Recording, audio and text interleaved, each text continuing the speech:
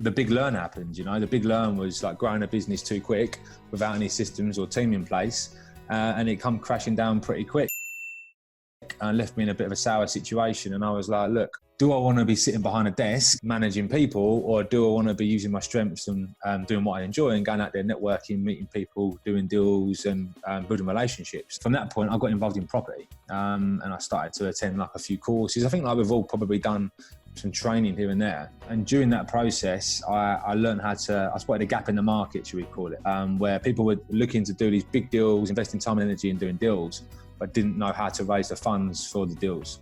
So I worked with a mentor who I met along the way.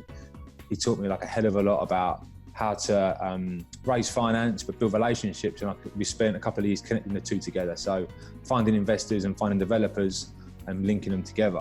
What was how long did it take? What was the process? What was the obstacles that came up in that time? And it's like, what can you recommend to people that are watching who are pretty much where you were, September 2016? I tell everyone the first deal was your hardest deal. You don't know what to say to agents. You don't know how to position yourself. You don't really feel very confident in what you're doing because you don't know what you're doing or how it really works. You're just trying to sort of share your vision, I guess. So we spent a lot of time sort of door knocking, learning that process. And I always say to my clients, like, look, whatever you do, whoever you speak to, document it, learn from it. And next time you go back, handle that objection and turn it into a positive and how it benefits them.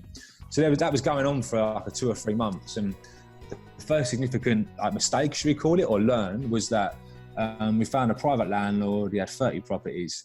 It was like, look, he didn't really care about his properties. And we were like, look, we can turn this 2-bedroom flat. I mean, we walked in there, a foot nearly went through the floorboards. Them places where you just like, we're dying for a deal, do you know what I mean? So we were like, we can make this work. So my business partner, Matt Ward, is a surveyor. We went away, schedule of works, come back, $9,000 was the schedule of works. And we sat down with him and he just literally looked at us and he went, I'm not going to swear, but he swore, and he was just like, what the F are you going to spend that kind of money on this place for? What's wrong with you?